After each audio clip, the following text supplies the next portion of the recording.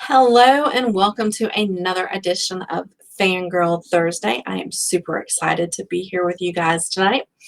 We're going to give it a few more minutes for some people to pop in, and then we're going to get started on how to write a review.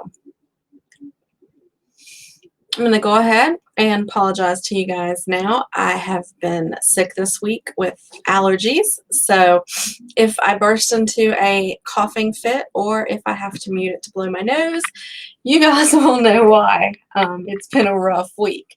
Promise, do not have COVID.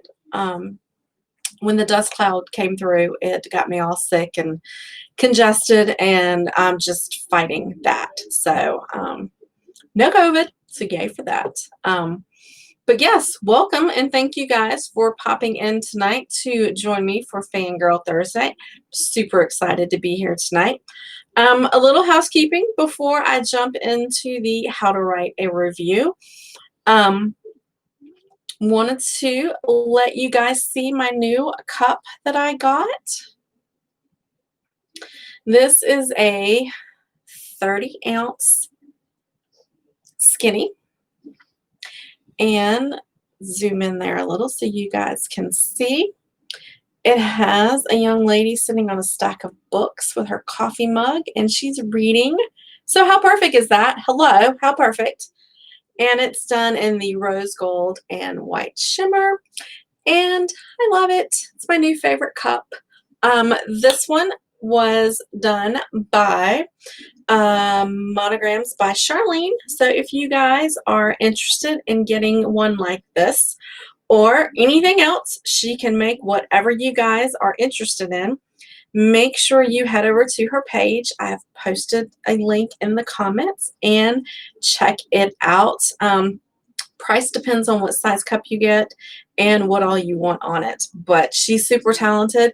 You guys have seen I usually have a different cup on here every week. I have my other book nerd cup. I have a Mama Hen cup. At Christmas, you guys saw my Grinch cup. Love the Grinch cup. So yeah, I love these. This one actually has a screw-on lid and it has a little topper. So it seals. I can actually pull the straw out and throw it in my bag when I'm shopping and stuff. This is going to be my favorite one to have at book events and things, because since it won't leak, I can put it in my little cart that I carry around and not have to worry about if it tips over, my book's getting wet or anything like that. So very, very excited to have that.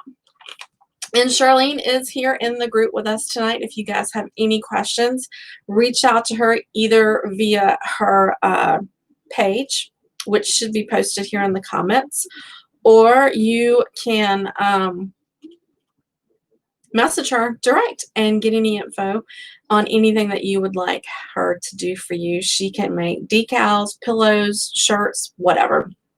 Uber talented. So, and very reasonable in cost. She's done some things for Monster Ivy Publishing too, so I am sure you guys have seen her work before. And I'm a little biased because she is one of my besties. But yeah, make sure you give her a shout out and show some love over on her page. Now, I do have some additional news I want to share with you guys. I was hoping Crystal was going to be in the group, but I don't see her. I don't think she's joined us yet. So I hate that she's going to miss this, but in case you guys have missed it, I've been shouting it from the rooftops all week. We were the blog winner for the Utopia Awards this year. I am super honored, super excited to have been nominated, much less win this award. There was some excellent competition in our category, and I was just having this conversation with Stacy Wark. I love winning these awards. I love being in this competition, but I'm always competing against Black Words, White Pages, which is owned by Jenny Bynum, who is also a great friend of mine and a fantastic blogger in her own right. I mean, hello, she makes awesome graphics.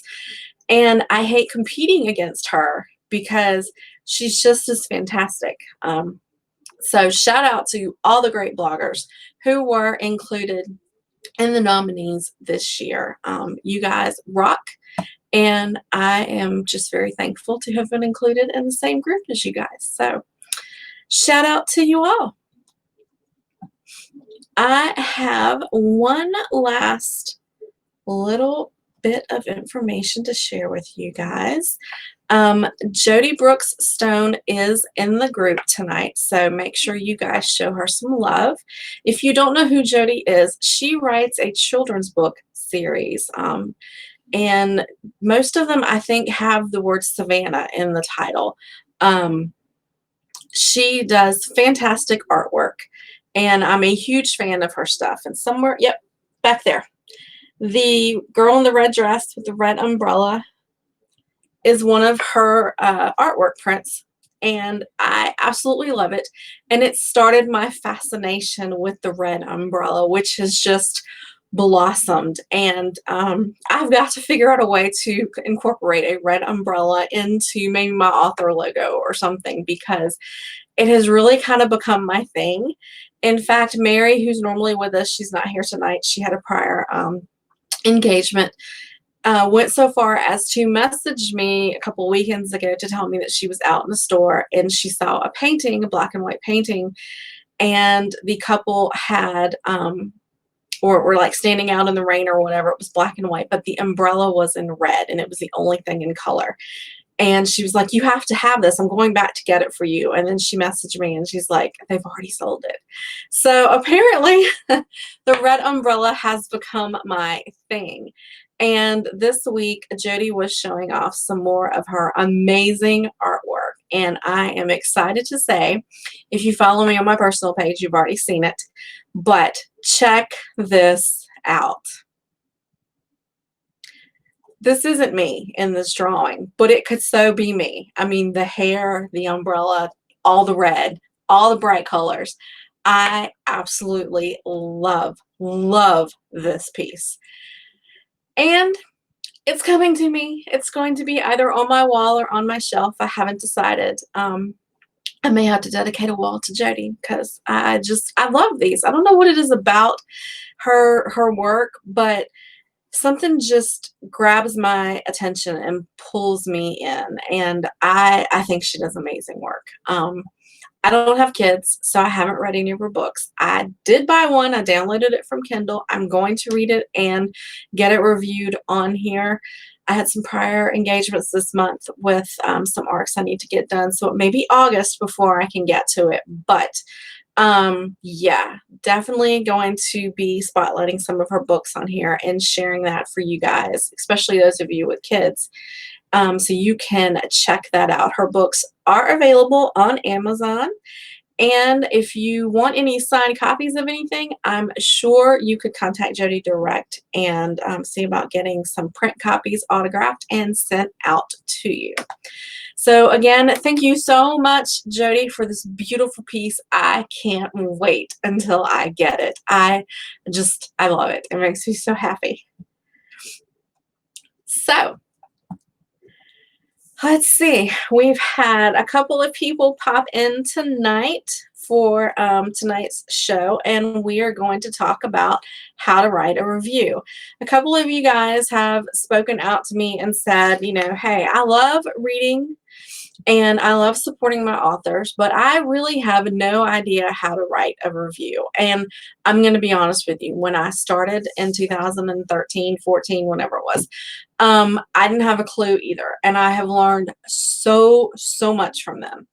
So I have kind of a 3-step simple way that I'm going to share with you guys. That will hopefully help you go along and write some reviews of your own. Just remember, there is no right or wrong way to write a review. Just say what's in your heart, how you feel about a book, and that's all you need to go with.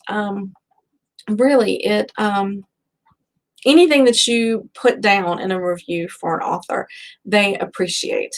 Those reviews go into numbers that generate algorithms with Amazon, and I don't know how any of that works, but I know it works. And so just a couple of sentences is all it takes to go in and get started. So I am going to go over kind of just a three-step process that I used in the beginning and I still use now a lot when I'm sitting down to write my reviews. So yeah, let's dive right into that. So you've read the book. Now what are you going to do? Ask yourself these three questions. Did you enjoy the book? What did you like about it? What about the book spoke to you or stood out to you? And lastly, would you recommend this book to someone else? Who would you recommend this book for? Would horror fans like it? Would paranormal romance readers like it? You know, just simple little questions that you can ask yourself. Excuse me. So moving on from that, you've asked yourself those questions. Now let's answer those questions. Did you enjoy the book? Yes, I love this book. What did you like about it? The characters and the story. That's what stood out to me. Would you recommend this book? Yes, I definitely would recommend this book. Okay, you've answered those three questions. Now let's put them into a couple of sentences and see what happens from there.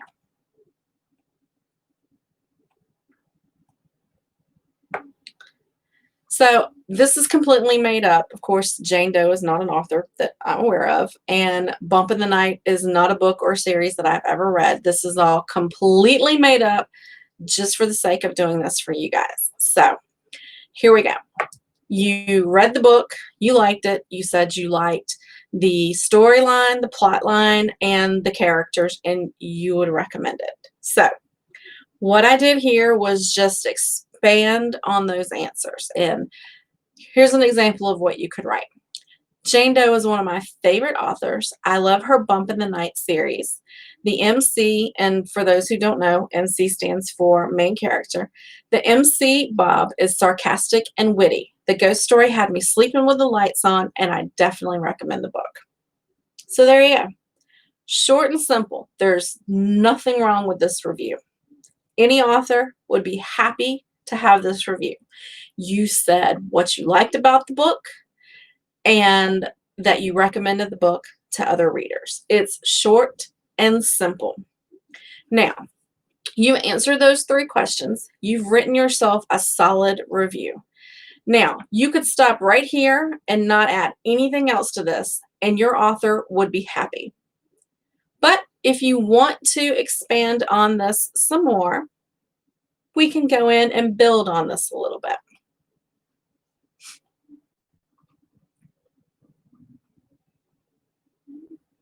Okay, I did that one already. Let's take that one off.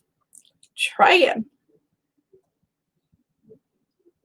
Okay, took those same questions, those same 3 or 4 lines that I had, and I just expanded on that initial thought. Excuse me. Jane Doe is one of my favorite authors. I love her Bump in the Night series. The MC, Bob, is sarcastic and witty. His humor adds levity to an otherwise haunted tale. The ghost story had me sleeping with the lights on and checking under the bed for monsters. I definitely recommend this book. If you love shows like Ghost Adventures or Supernatural, you'll love Bump in the Night by Jane Doe. So all I did was add a little more detail and expand it a little bit on what I said in my initial review when I answered the 3 questions.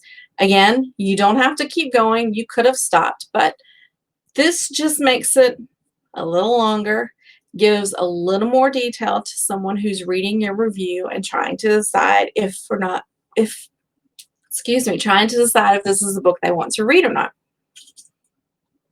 So you've given them a little more information. You've told them that this is one of your favorite authors, so that tells me that you've read a lot of books by this author. She's maybe your one-click author, and she's someone that you enjoy reading, so maybe I want to check her out. You've also said that it's a ghost story, it's a horror story, which is something that I like, so I'm interested, and you've compared it to two television shows that I'm familiar with. So I would know reading this review if I am not a fan of ghost adventures and I'm terrified of what they're going to find next on Supernatural, then this is not the book for me. You could also compare it to other books, other titles that you have read in that genre or that are similar by other authors comparable to this author if you wanted to. It doesn't have to be television shows. You could do anything that you wanted here. But this gives another reader who's maybe glancing over their reviews to decide if this is the book that they want to read or not, a little more information to let them know what this book is about and whether or not it's something that they want to read or not. Now, I'm sure you're saying to yourself, okay, I've read the book. I didn't like the book at all. It was not my cup of tea. What do I do now? Well, you can write bad reviews, and sometimes there's absolutely no getting around a bad review. But for me personally, and this is just me, you don't have to do this, but what I like to do if I've read a book and I'm prepared to give it a 1 or 2 star rating, then I ask myself, why didn't I like this book? Was it the genre? Is it a genre that I don't normally read? For example, I don't read a lot of contemporary romance, so it will be difficult for me to sit down and focus on something like that. I'm not a Lifetime movie or Hallmark movie kind of gal. I don't want to read about someone suffering and how they got over that. I want to read for an escape. I want something paranormal with witches and ghosts and vampires and werewolves and things like that. There can be romance and all that good stuff in there, but I personally want to escape from reality. So I may not care for the particular genre of something that I read. It may be that the book is just poorly edited and the grammar is so horrific that you cannot get through the book. And that happens. There are people who self-publish who maybe didn't spend the time or didn't have the money to have a book professionally edited. They did it themselves. They had their friends do it, whatever the case may be. But it wasn't a good choice. The book's out there, and you didn't like it because of that. Again, there's nothing wrong with giving it a bad review because of that. I'm going to give you guys an example. I read a book by a very famous and well-known author. Not going to name names. I don't even think it's on my Goodreads account anymore because the author reached out to me after I posted my review, and it's possible I might have pulled it. But it was new as far as my blogging career, and I read this book, and I read the first 2 books in the series, and I could not get over the main character. She was awful. She was whiny. She was wishy-washy. She kept bouncing back between these 2 guys. She wasn't slutty or anything like that. It was a YA book, so it was a clean read, but she was bouncing back and forth between these 2 guys. She couldn't make up her mind what she wanted. She complained and she whined incessantly through 2 books, and I was done. I had given it all I could give it, and I said so in my review, that there was nothing likable about this character. I could not relate to her, and she was a whiny ass. Point blank. The author reached out to me, which they on occasion do. Most won't, but this one chose to reach out to me. And she said, while she valued my opinion, and she agreed that the character was not so great in the first 2 books, she would like it very much if I gave her series another chance and I tried to finish it because the character got better as the series went on. I didn't have it in me. I turned her down flat. I said, nope, I'm not wasting any more of my time on this book. And that's just how I felt about it. Some books are that way. They are just not your cup of tea. And you can politely put that in a review. You don't necessarily have to call the main character a whiny ass like I did. But anywho, it can be done. So, you can give positive feedback in a negative review. And that is what I try to do now in the event that I read something that I did not enjoy. So here's an example of that. Again, completely made up. This author and book does not exist that I'm aware of. I was looking forward to devouring Bump in the Night by Jane Doe. However, the grammatical errors made reading the story a nightmare. I couldn't get past the first few chapters before I had to put it down. So I've given this book 1-star rating, and I've explained why. Wasn't rude, wasn't ugly. If it's, poorly edited, it's poorly edited. There's, you can't make that stuff up. Now, the author can read this and they can grow from this. They can realize that they need to have spent more time editing. They may choose to pull this book if they have funding and have it properly edited, and then rebrand it and put it back out into the world for better reviews. Some authors may read this and be offended and think, okay, I'm the best editor in the world and you don't know what you're talking about. And that's fine. You've given your opinion 9 times out of 10, 99.99% of the time. An author is not going to reach out to you and say, why did you write this review? I've only had one author come to me on a negative review and question me about it. And that was it. And that was years ago. So you've said you didn't like the book, but you weren't negative about it. You said what was wrong. You offered feedback for the author so they know how to grow in their business going forward. Absolutely nothing wrong with that. Now, let's say that you've read it, but the character is not your cup of tea. You didn't like the book because you could not relate to the character or whatever the case may be. So here's an example of that. I knew this book was about a haunted house.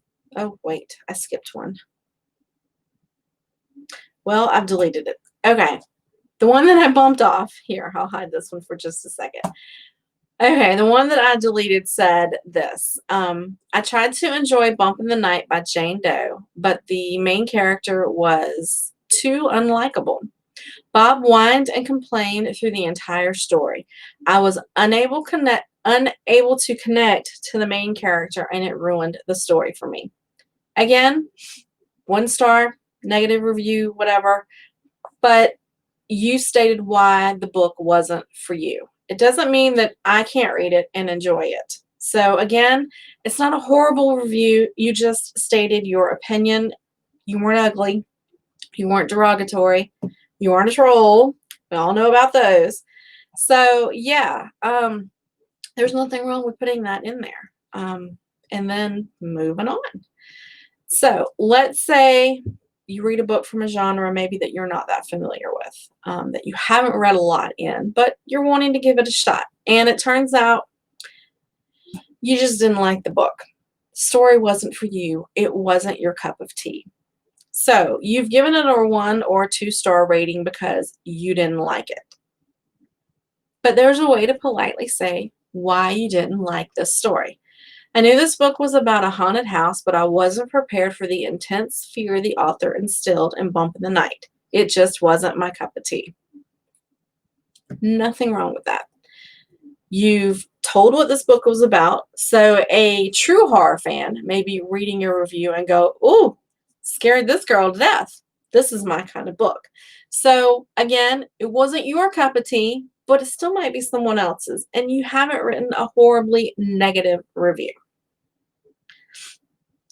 Now, lastly, with the reviews, you've learned how to write a review. You started with the 3 questions. You've expanded on that. You're writing half-page reviews. You are good to go. You have got this. You are ready to move. Excuse me. You are ready to move to the next level, and you want to write a fancy professional sounding review. Well, here's my advice for that as well. And all of this information, by the way, is posted on my blog, and I will make sure that you guys get a link to that here in the comments as well, so that you can go back and take a look at everything. And of course, this video will be up if you want to go back and rewatch it. But okay, so moving on, you've learned how to write your basic review. You've expanded on that. You're writing these fantastic, great reviews. You've maybe even been quoted in a couple of authors' books in the review section, or perhaps you've even made it to the back cover or the front cover even of a book. And you are feeling yourself now. You are fancy. It is time to move on up, and you want to write one of those professional sounding reviews that you see published in magazines and such. So have a little information on that as well. Now, I am not that fancy. I have not been published in any magazine or newspaper articles for any reviews that I have written. I do follow some authors and some bloggers who do write those types of reviews. So I'm going to defer to them in my blog as far as writing those and kind of formatting those and that sort of thing. But I will offer this little bit of information for you guys. My advice, if you want to write a professional sounding review like you find in a magazine or in the foreword of a book, would be to go to the source. Go to groups like thenerddaily.com or Kirkus Reviews, anything like that, where you can read professional reviews.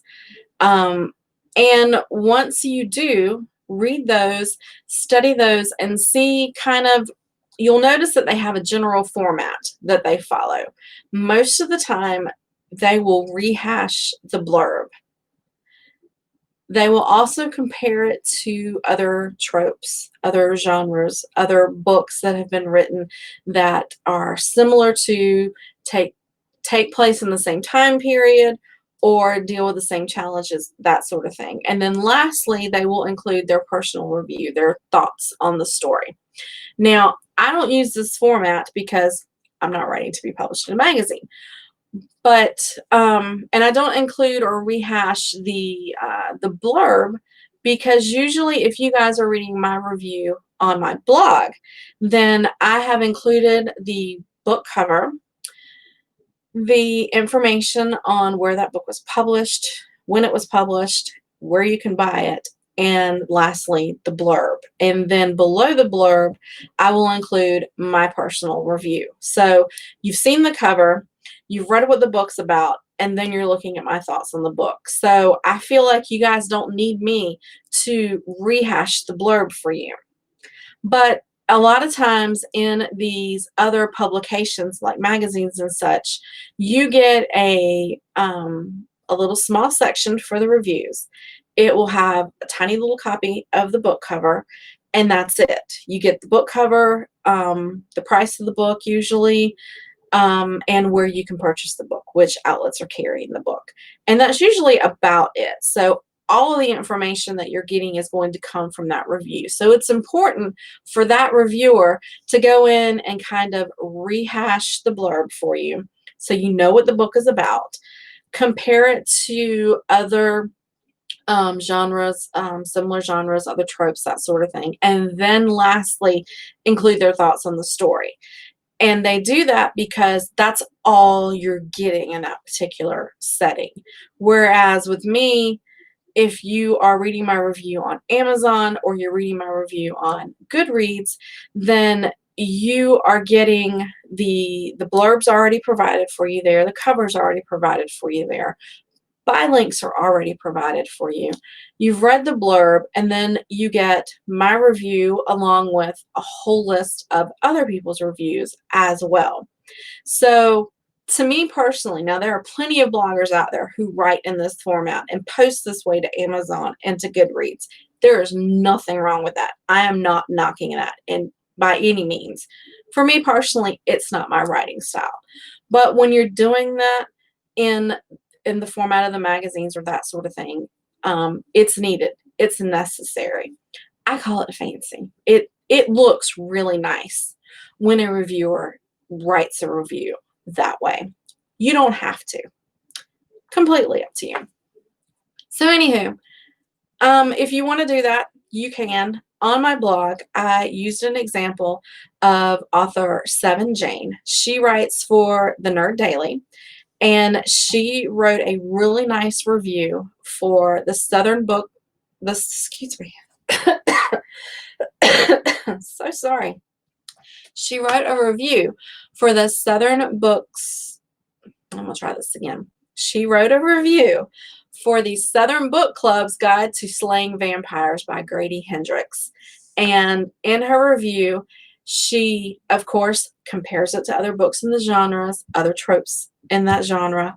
She talks about the blurb of the book, where the book's set at, that sort of thing. And then in the end, she wraps it all up with what the book meant to her as far as whether or not she liked it, whether or not she would recommend it, and kind of gives you her personal thoughts on the book. And rather than read it, because it is long, because like I said, she rehashes the blurb and everything, I have it posted on my blog for you guys who want to take a look at that and kind of see what those types of reviews look like. She's a great reviewer. I provided a link to the Nerd Daily that she writes for, so you can check out her reviews as well as other authors who write for them. And I also included a link to Seven Jane's blog and website as well, because she includes some on there that she does for other news outlets other than just Nerd Daily. So yeah, if that's what you're looking to do, I highly recommend looking at some of hers. She writes some great reviews. So I feel like I rushed through all of that for you guys. If anyone has any questions, if you want to go ahead and post them over in the comments, if you've got any thoughts on writing reviews, if you've got any questions, anything that maybe I went through too quickly, go ahead and post that over there in the comments and I will get that answered for you. Again, everything that I talked about is typed out with those little note cards and everything in my blog, and that is posted and up for you guys now as well. And then of course this will be here on Facebook for you to look at, and hopefully by the weekend I will have it uploaded to YouTube as well. So if you guys have any questions or comments, go ahead and get those posted over to the side and I will try to get those answered for you. Hello, Jenny. Thank you for joining me tonight. I'm so excited to have you here with me. Like I said earlier, you guys, Jenny is with Black Wars White Pages. She's a fantastic blogger and she makes amazing graphics if anyone is interested. Yeah, I don't do the blurb on my book reviews. I feel like, you know, you've read the blurb. It's all concise and right there. I feel like if I were to rehash the blurb on my blog post for you guys, then you would just sort of kind of get bored and probably tune me out before you made it to the meat of my review. So yeah, I just don't feel that there's a need to have them there. One of the things I did not mention when it comes to reviewing, like I said, there is no wrong or right way to write a review. Sometimes you read a book and you are just at a loss as to what to write, what to say in a review. And that happens. It happens to me. And what I like to do is go to Goodreads or Amazon and take a look at some other people's reviews and see how they were able to put their thoughts about the book into print, so to speak. And sometimes that kind of helps me focus and sort of get my ideas concise and ready to go. Other times, sometimes you just can't write a review. Other times, a book just rocks your world, knocks your socks off, and you can't stop gushing about it. And there is absolutely nothing wrong with writing a review that says that you're fangirl squealing and jumping up and down. You love this book. That's how you feel about it. That's how you feel about it. Authors love that kind of stuff. Yeah, like I said, no wrong or right way to write that review. Just say what you want to say, why you love the book, what about the book made you happy, made you enjoy it, and would you recommend the book or not? So that's pretty much all I got to say about writing reviews. Looks like you guys haven't really posted a lot of questions over here. Charlene, thank you so much for popping in tonight. You do not have to take notes, honey. It's all on the blog. I made sure to make it as simple as possible for everyone. And you guys, if you ever have any questions, you can always reach out. You can message me here on this page, or even if we're not friends, on my personal page, you can send me a friend request. You can send me a message request, and I will certainly get back to you. I want to thank all of you for being here tonight. I love chatting with you guys on Thursday. Before we wrap up for this evening, I just want to remind you guys that next week on the 16th, Eric Asher is going to be here. I am super excited to talk to Eric Asher. I have been gushing about Eric for months. I have devoured, let's see, I think there's 14 books in the Vesic series. There's 3 books in the New Monster series. So that's what, 17?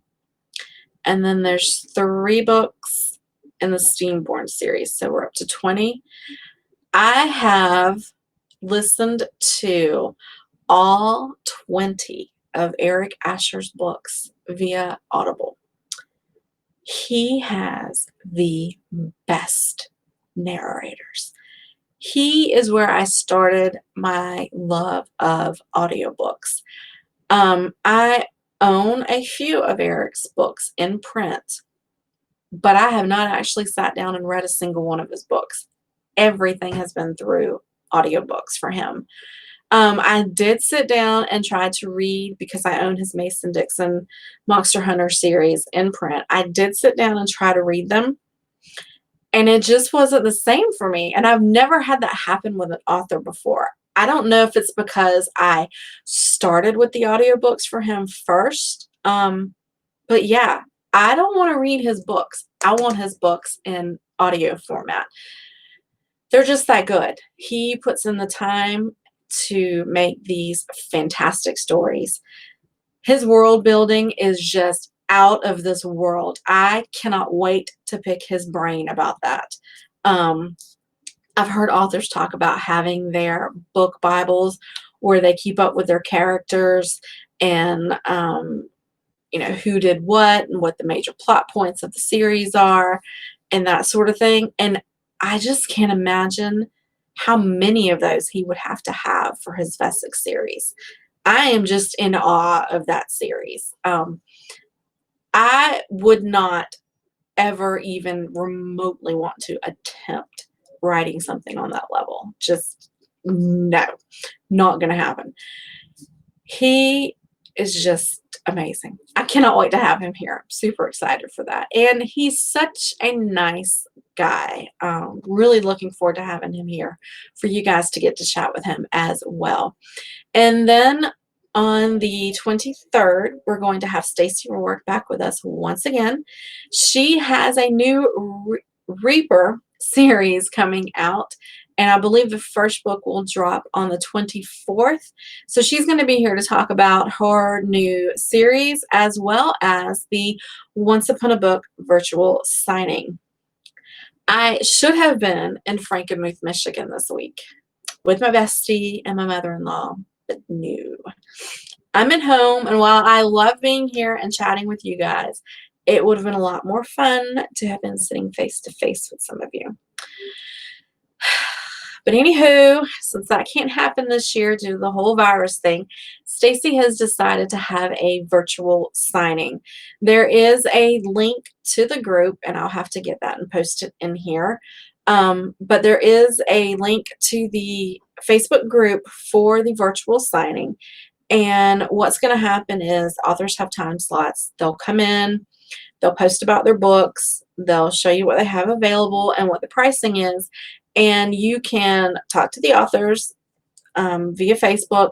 You can order signed copies direct from the authors. Everything will go through PayPal or what have you, and you'll get everything shipped to you in the mail from the author. So not quite as much fun as meeting the author in person, getting to take pictures and all that good stuff, but ultimately it's all about the books. So I hope you guys will come out and support that. I have all of my credit cards lined up and ready. I've already jotted down several authors that I'm excited to look for and to order from. Karen Lynch is at the top of my list. I have her Restless series, and I haven't read it yet, but I do own the series. But I am fascinated by this new Fae series that she has out. So I definitely need a copy of that one. So I have my list ready, got my credit cards ready. I'm all set for that. So Stacy will be here on the 23rd. That signing will be on the 24th and 25th. You don't have to be present during the time that the author is online. You can go back to the group at any time, stroll through the post, make comments, and make purchases at your leisure. So you don't have to worry about missing out on anything. That won't happen. But Stacy will be here to tell us more in depth how that's all going to work, what we can expect, and all about her new book. And then, of course, there'll be a wrap-up session somewhere at the end of the month as well. And I am excited for that. So I appreciate you guys for popping in tonight. Again, make sure that you head over and you like Monograms by Charlene, and you check out some of her beautiful cups. She can do shirts. She did pillowcases for Monster Ivy Publishing. She also did stickers that you could put on a cup or your windshield or whatever, or your back windshield or whatever, for them. As she's super, super talented. She also made this, All Things Are Possible If You Believe, and it's just on a tile. How cute is that? And I keep it right on the corner of my desk as a little reminder. I have a couple of other things from her as well, and they're all kind of buried back there on the shelf. Kind of glancing around to see what I can see back there. Let's see. I got this one handy. Oh, here we go. Whoops. Books fall open and I fall in. And it's a cute little apple. Now, I don't know if she still has apples or not, so I may be showing this. You may be falling in love and she may not have any apples. So I'll just go ahead and apologize now. But if there's anything you guys are interested in, make sure you hit her up on her website or you send her a message. She's Charlene Colson Price on Facebook, and she can get back with you guys on anything that you want. And, oh, don't forget to check out Jody Brooks Stone as well. Beautiful artwork, as well as a fantastic children's series, which I will be reading and I will be talking about on here. Maybe in August. Maybe we can do that then. So I want to thank you guys again for popping in tonight. Remember that everything is available on the blog, and of course this video will be up on Facebook as well as YouTube. If you have any questions, feel free to hit me up. In the meantime, just keep on reading and keep on writing those great reviews. You guys have a great night. Bye.